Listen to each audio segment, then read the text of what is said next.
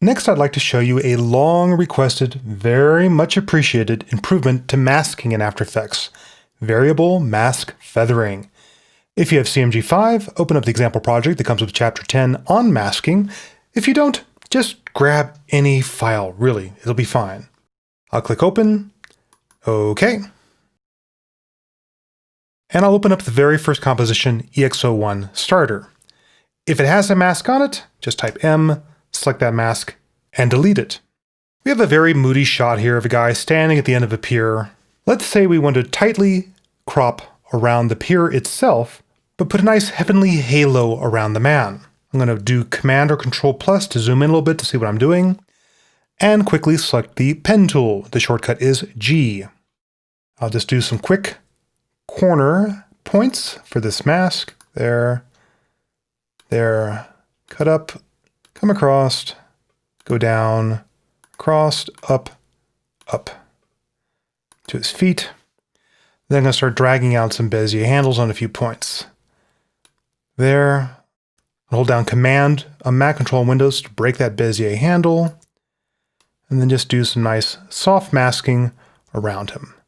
There's a little point. Command or Control to break the handle. Come around and do his head. Command or Control, break the point. Let's go ahead and pull that out a little bit as well.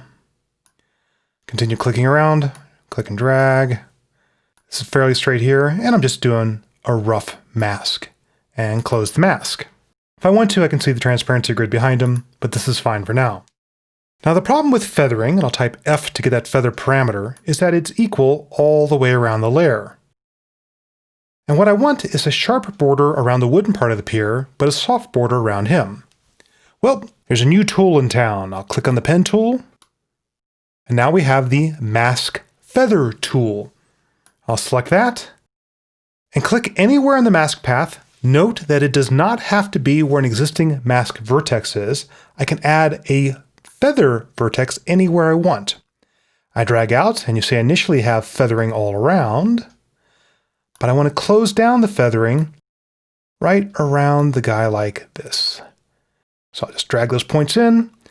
Now I have a nice soft feather halo glow around him and tight around the rest of the object here.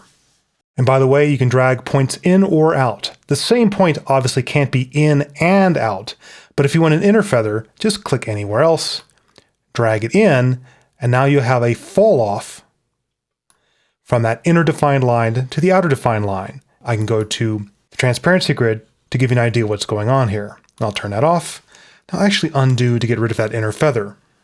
It's very easy to move these mask feather points after the fact. For example, I could go ahead and have a tall halo on him here, and then either click on this mask path or click on the feather path and pull in the halo just to reshape it, say like that. I'm going to do Command plus again just to see what's going on in more detail. You have to be careful with this feathered path because it's going to try to automatically create a path for you, but you can create some pretty crazy kinks.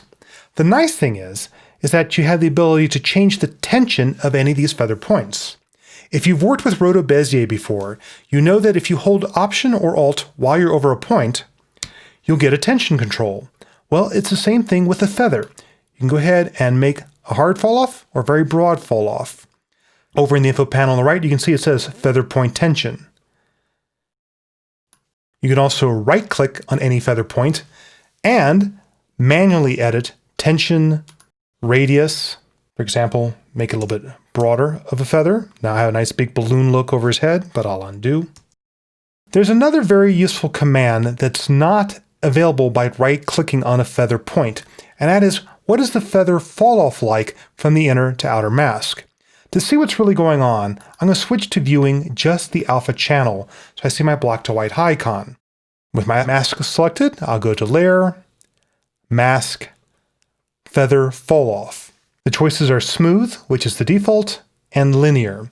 Linear is a straight gradient of 100% at the inner to 0% at the outer, and you might think that's what you want. However, there's an interesting visual phenomenon with linear, particularly if I turn off the mask outlines.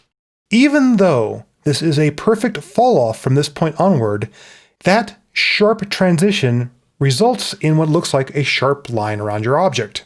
If that's not what you want, with the mask selected, go back to Layer, mask, feather fall off, and smooth, and you'll get more of an S-shaped fall off, which will avoid those hard lines around where the feather fall off starts. And I'll turn my mask outlines back on again. Go back to viewing the RGB channels, and I should do Command- to go back down to see this whole layer again. There's some other cool things you can do. For example, if I pull out another feather point here, it either interpolates around until it sees the next feather point, say maybe there, or by right-clicking on any one of these points, you can create a hold. What that basically does is keep the same feather rather than interpolate, kind of like keyframes, until it hits the next feather point. That means I can go ahead and drag this out or in, and you'll see there's a sharp fall off or transition when it reaches that next mask feather point. I'm going to undo, undo, undo to get rid of those points. The other cool thing is that you can drag out a whole edge and feather it.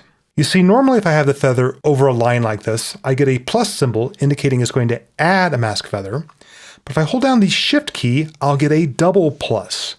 The double plus means pull out a mask feather for a line segment from the vertex on the left to the vertex on the right.